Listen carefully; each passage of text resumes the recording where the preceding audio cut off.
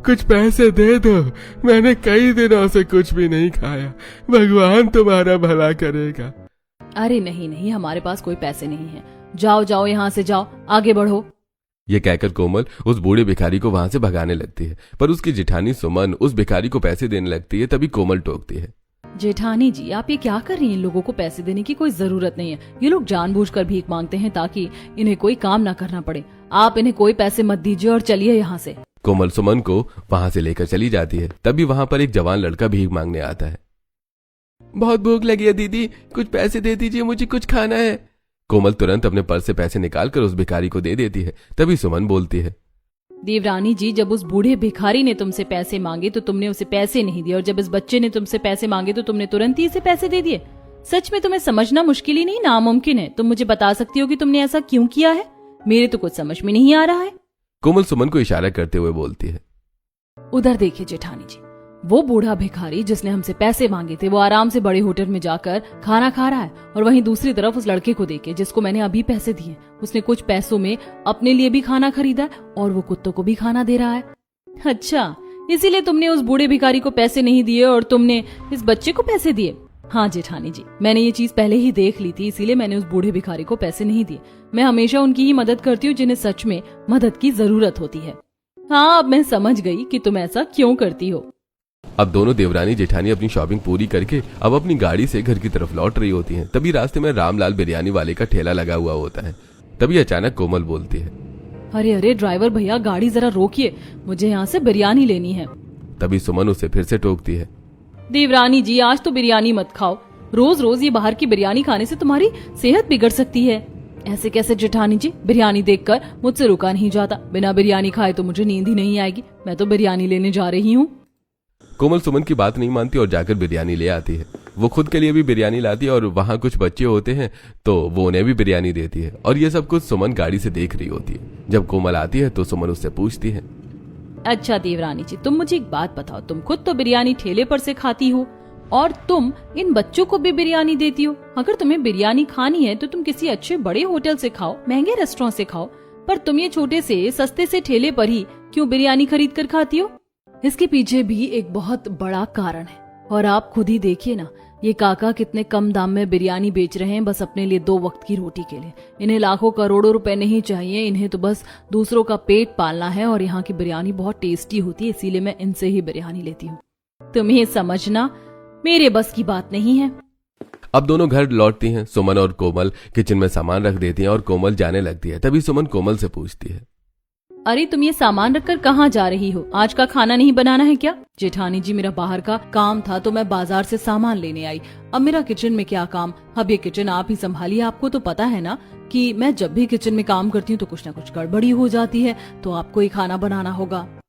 इतना बोलकर कोमल वहां से चली जाती है। तभी सुमन मन में बोलती है, हाँ हाँ देवरानी जी, आपको तो बहाना मिल गया है ना काम ना करने का, तो आप जाइए आराम कीजिए अपने कमरे में जाकर। हाँ। अब सुमन सबके लिए खाना बनाती है और रात के समय सभी डाइनिंग टेबल पर खाना खाने के लिए बैठते हैं। दोनों बहुएं मिलकर साथ में सबको खाना परोसते हैं। तभी उनके ससुर मुरारी जी बोलते हैं, अरे आज के खाने में तो कोई स्वाद ही नहीं है, लगता है खाना बासी है। हाँ बहू, मुझे भी खाने में कुछ तो कमी लग रही है, और इस दाल में लगता है पानी कुछ ज्यादा ही है। हाँ जेठानी जी, पानी के साथ साथ मुझे हल्दी भी थोड़ी ज्यादा ही लग रही है। दाल में और सब्जी में भी कोई स्वाद नहीं है, काफी फीकी सब्जी है। कोमल की बात सुनकर सुमन को बहुत गुस्सा आता है। तभी वो सबके सामने कोमल से बोलती है, तुम तो कुछ बोलो ही मत। एक तो तुम मेरी किचन में कोई भी मदद नहीं करती हो, और तुम खाने में भी कमी निकाल रही हो। तुम तो बस अपनी बिरयानी ही खाओ, तुम्हें बिरयानी के अलावा और किसी चीज में स्वाद ही कहाँ आता है? जेठानी जी, इसमें बुरा मानने वाली कौन सी बात है? अब कोई कमी है तो लोग कमी तो बताएंगे ही ना। मैं तो बस बता रही थी कि दाल में हल्दी कुछ ज्यादा ही है और सब्जी बस फीकी है। मैं तो अपनी बिरयानी ही खाऊंगी, आप भी खाकर देखिए, बिरयानी बहुत ही गजब की बनी है। तुम्हारी बिरयानी तुमको ही मुबारक हो, कि अपनी बिरयानी तुम अपने पास ही रखो, और अगर मेरे खाने में तुम्हें कमी लगती है ना तो तुम पहले खुद जाकर खाना बनाना सीख कर आओ, फिर मेरे खाने में कमी निकालना। ठीक है जेठानी जी, अब मैं आपको कुछ नहीं बोलूंगी। आपको जो भी बुरा लगा हो उसके लिए मैं आपसे माफी मांगती हूँ। आज के बाद मैं कभी ऐसा नहीं बोलूंगी। तभी सुमन का पति अतुल बोलता है, आज का खाना मुझसे भी तो नहीं खाया जा रहा है और मुझे भूख भी काफी लगी है, अब हम खाना कैसे खाएंगे? मैं भी दूसरा खाना बनाकर लेकर आती हूँ, आप परेशान ना हो, आप सब यहीं बैठे, मैं जल्दी ही कुछ इंतजाम करती हूँ। आप रहने दीजिए जेठानी जी, दोबारा आपको मेहनत करने की कोई जरूरत नहीं है। मैंने बिरयानी कुछ ज्यादा ही मंगा ली थी। आप लोग चाहें तो आप बिरयानी खा सकते हैं, काफी बिरयानी पड़ी है।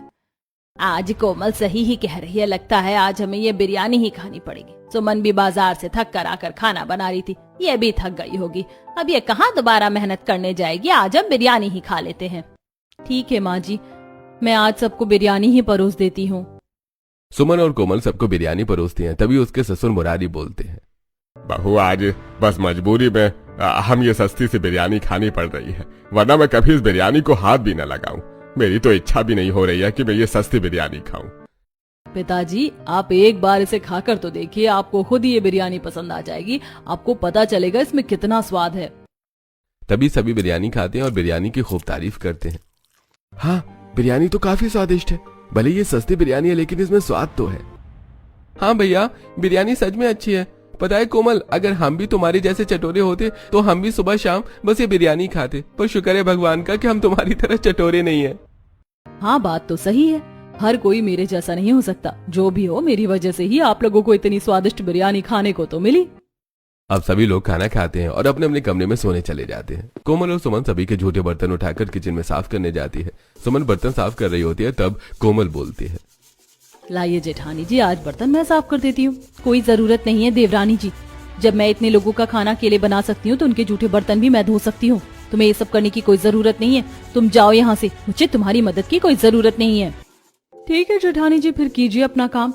मैं भी अपने कमरे में अब सोने जा रही हूँ।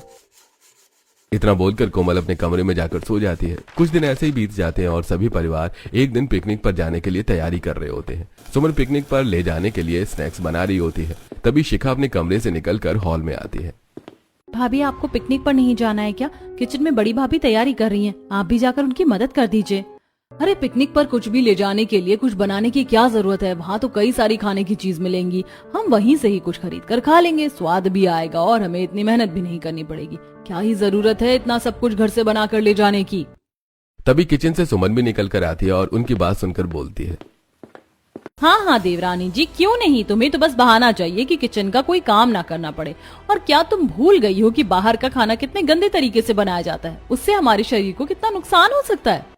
अरे जेठानी जी, आप इतना परेशान मत होइए, मैं सब कुछ डाइजेस्ट कर लेती हूँ, किसी को कोई भी तकलीफ नहीं होगी। छोड़िए बड़ी भाभी, इनसे तो बहस करना ही बेकार है। अब कुछ देर बाद सभी पिकनिक के लिए अपनी गाड़ी से निकल पड़ते हैं और एक पार्क में पहुंचते हैं। सभी खाने के लिए एक बहुत बड़े रेस्टोरेंट में जाते हैं। सभी अपने पसंद की चीजें मंगवाते हैं। कोमल, तुम भी अपने लिए कुछ मंगवा लो। हम सबने अपने पसंद की चीज ऑर्डर कर ली है, तुम भी ऑर्डर कर लो। नहीं नहीं, मुझे यहाँ का खाना पसंद नहीं है, मैं यहाँ से नहीं खाऊंगी। क्या? पर आपको तो बाहर का खाना बहुत पसंद था ना, फिर अब क्या हुआ? हाँ, क्यों नहीं रही है? हाँ, मुझे पसंद तो अभी भी है, पर यहाँ का खाना मुझे पसंद नहीं है। खैर छोड़ो, अब इसका मन नहीं है तो हम जबरदस्ती तो नहीं कर सकते हैं ना। सभी अपना अपना खाना खत्म करने के बाद आइसक्रीम खाने के लिए बड़ी सी दुकान में जाते हैं। हम सबने आइसक्रीम तो ले लिया है। कोमल, तुम भी अपनी पसंद की आइसक्रीम ले लो। आइसक्रीम तो खा सकती हो ना। नहीं, मुझे यहाँ की आइसक्रीम भी नहीं खानी है। कोमल की ये सारी बातें सुनकर उसकी नंद शिखा और सुमन आपस में बात करती हैं। ये आज कोमल भाभी को क्या हो गया है? ये कुछ भी बाहर का खा क्यों नहीं रही है? पूरे परिवार में बस यही एक चटोरी है और आज यही नहीं कुछ खा रही है।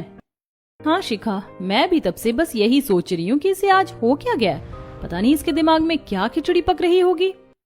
सभी आइसक्रीम खाकर पार्क के बाहर निकलते हैं, जहां साइकिल पे एक लड़का आइसक्रीम बेच रहा होता है। कोमल तुरंत ही भागकर उस आइसक्रीम वाले के पास जाती है और आइसक्रीम खाने लगती है। तभी सुमन बोलती है, अरे देवरानी जी, तुमने अभी तो अंदर मना किया कि तुम आइसक्रीम नहीं खाओगी, फिर तुम यहाँ आइसक्रीम क्यों खा रही हो? तुम अंदर भी तो आइसक्रीम खा सकती थी ना। हमने तो तुमसे पूछा था, फिर तुमने मना क्यों किया? मुझे वो सारी आइसक्रीम पसंद नहीं है जेठानी जी, मुझे ये वाली आइसक्रीम बहुत पसंद है, इसीलिए मैं ये वाली आइसक्रीम ही खाऊंगी। पर तुम थोड़ा सा तो ख्याल करो, तुम इतने बड़े परिवार की बहू होकर इतनी छोटी हरकत करती हो। ये सब कुछ तो गरीबों के लिए होता है जिनकी कोई हैसियत नहीं होती बड़े होटल में खाने की, और तुम भी वही काम कर रही हो। तुम्हें किस चीज की कमी हो गई है? जेठानी जी, इसमें हैसियत की क्या बात है, पसंद पसंद की बात है। मुझे यही खाना पसंद है, इसीलिए मैं यही खाती हूँ। आप लोगों को बड़े बड़े जगह पर खाने की आदत है तो आप लोग वहां पर खाते हैं। मुझे यही सब खाना पसंद है तो मैं यहीं से खाऊंगी। ठीक है, तुम्हारी सोच बहुत अच्छी है, तुम्हें जो अच्छा लगे तुम वो करो। सभी लोग पार्क से बाहर आते हैं और पार्क के सामने वाले मंदिर में जाते हैं। मंदिर के सामने बहुत सारे भिखारी बैठे होते हैं। सभी घर वाले भिखारियों को कुछ पैसे देते हैं, पर कोमल किसी को पैसे नहीं देती। तभी उसका पति रोहित बोलता है, तुम्हारा तो मुझे कुछ समझ में ही नहीं आता कोमल। सभी इन गरीबों को 5-5, 10-10 रुपए दे रहे हैं, तुम्हें भी देने चाहिए। तुम्हारे पास भी तो पैसे है ना, तुम इन्हें कुछ क्यों नहीं दे रही हो? वैसे तो तुम हर बार किसी न किसी को कुछ न कुछ देती रहती हो। मैं अपने पैसे नहीं दूंगी, ये पैसे मैंने बिरयानी के लिए बचा के रखे, मैं इससे बिरयानी खाऊंगी। तभी कमल की नजर एक बिरयानी वाले पर पड़ती है, जो तुरंत ही अपनी साइकिल पर बिरयानी बेचने आया होता है। बिरयानी! इतना बोलकर फिर से बिरयानी वाले के पास चली जाती है बिरयानी लेने। वहां फिर से एक भिखारी बैठा होता है और अपने आप से बातें कर रहा होता है। आज मेरा भी बिरयानी खाने का बहुत मन है। कितना अच्छा होता अगर मुझे आज बिरयानी खाने को मिल जाती, पर यहाँ कोई दानवीर है ही नहीं जो हमें बिरयानी खिला सके। कोमल ये सुन लेती है और पूरी बिरयानी खरीद लेकर ले आती है। तभी उसकी जेठानी सुमन बोलती है, अरे तुमने ये पूरी बिरयानी ही क्यों खरीद ली? इतनी बिरयानी कौन खाएगा? हम तो ये बिरयानी नहीं खाने वाले। खाना तो दूर की बात है, हम इसको देखने भी नहीं वाले। फिर तुमने इतनी सारी बिरयानी क्यों खरीद ली है? कोई बात नहीं जेठानी जी, आप बस देखते जाइए कि ये बिरयानी किसके लिए है। कोमल सारी बिरयानी गरीबों में बांटने लगती है, सबको ये बिरयानी देती है। तभी भिखारी बोलता है, अरे भगवान तुम्हारा भला करे, हम जैसे गरीबों के बारे में सोचने वाले बहुत कम लोग होते हैं बेटा। अगर आप जैसे ग्राहक और मिल गए तो हम जैसे छोटे दुकानदारों का भी भला हो जाएगा और हमें अभी बची हुई बिरयानी फेंकनी नहीं पड़ेगी। उसके बाद सभी घर आ जाते हैं। कुछ दिनों बाद पड़ोस की कुछ औरतें शाम के वक्त सुनैना के घर आती हैं। तभी किचन में सुमन सबके लिए पकौड़े तल रही होती है और कोमल बाहर से बिरयानी लेकर आती है। बिरयानी की खुशबू सभी मेहमानों तक पहुंचती है। अरे वाह, ये बिरयानी की कितनी अच्छी खुशबू कहाँ से आ रही है? कौन बना रहा है बिरयानी? कोई बिरयानी नहीं बना रहा चाची जी, ये हमारी छोटी चटोरी देवरानी है ना, वो बाजार से सस्ती बिरयानी लेकर आई है। अगर आपको भी खाना है तो आप भी खा सकती हैं। सस्ती बिरयानी? सस्ती बिरयानी कौन खाता है? हम तो सस्ती बिरयानी नहीं खाते। और ये तुम्हारी देवरानी सस्ती बिरयानी क्यों खाती है? पैसे बचाकर कहाँ जाना है इसे? ये आप उनसे ही पूछ लीजिए। सुमन की आवाज सुनकर कोमल गुस्सा हो जाती है और वो सुमन से बोलती है, जेठानी जी, मैं चाहे सस्ती बिरयानी खाऊं चाहे महंगी बिरयानी खाऊं, मैं कभी किसी को कुछ बोलती नहीं हूं, तो किसी को कोई दिक्कत नहीं होनी चाहिए। अगर आप लोगों को भी खाना हो तो मैं आप लोगों के लिए भी ले आऊंगी। अरे नहीं नहीं, हमें ये सड़ी सस्ती चीज पसंद नहीं है और हम ये सस्ती बिरयानी नहीं खाते। तभी सभी औरतें वहां से चली जाती हैं। तभी उसकी सास बोलती है, बहू, तुम सस्ती बिरयानी खाना कब बंद करोगी?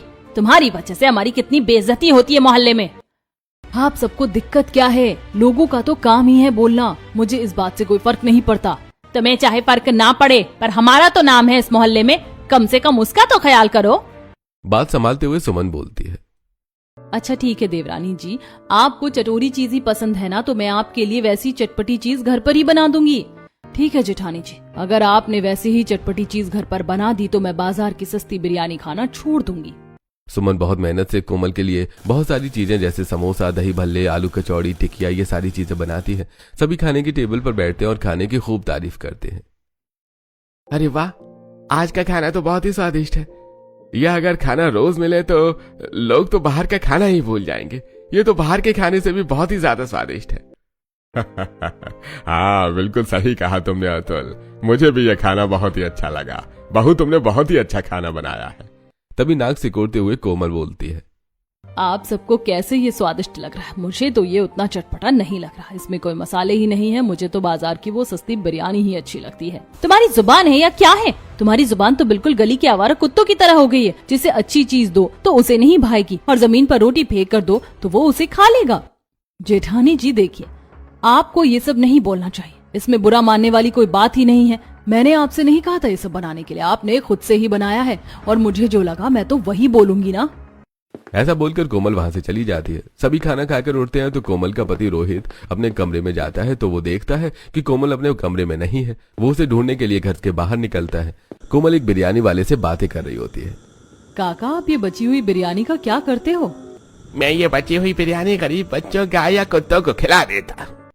वाह काका, ये तो आप बहुत अच्छा काम करते हैं, इसीलिए मैं सस्ते वेंडर से ही बिरयानी खरीद कर खाती हूँ। काका, अगर आपको कोई भी परेशानी हो तो आप मुझे बोलिएगा। अरे बेटी, इस उम्र में जब मेरी औलाद ही मुझे छोड़कर चली गई तो तुम मेरी इतनी फिक्र क्यों करती हो? बहुत लंबी कहानी है काका, किसी दिन फुर्सत में बताऊंगी। तभी वहां रोहित पहुंच जाता है और कोमल से बोलता है, अरे कोमल, तुम यहाँ क्या कर रही हो इतनी रात को? चलो घर चलो। हाँ ठीक है, चलते हैं, पर एक शर्त पर। तुम्हें मेरे साथ यहाँ पर बिरयानी खानी होगी। नहीं नहीं, मैंने खाना खा लिया है, मैं अभी बिरयानी नहीं खा सकता। ठीक है, फिर मैं अभी घर नहीं जाऊंगी। ठीक है काका, आप 2 प्लेट बिरयानी लगा दीजिए। रोहित मुंह बनाकर बिरयानी खा रहा होता है। क्या हुआ साहब, बिरयानी अच्छी नहीं लगी क्या? नहीं, बिरयानी तो बहुत अच्छी बनी है, पर तुम ये इतने सस्ते दामों में और ऐसे ठेले पर क्यों बेचते हो? अगर तुमने अपना एक रेस्टोरेंट खोला होता तो आज तुम्हारी खुद की बिरयानी की दुकान होती। मैं ये बिरयानी इसलिए सस्ते दामों पर बेचता हूँ ताकि गरीब लोगों का पेट भर सके और उनका मन भी। मैं ये बहुत ही प्यार से बनाता हूँ, इसमें डाला हुआ प्यार ही मेरा सीक्रेट मसाला है, जिस वजह से मेरी बिरयानी इतनी बिकती है। अच्छा, इसीलिए तुम इतने गरीब हो? आप ये सब क्या बोल रहे हैं? कुछ चीजें पैसों से बढ़कर भी होती हैं।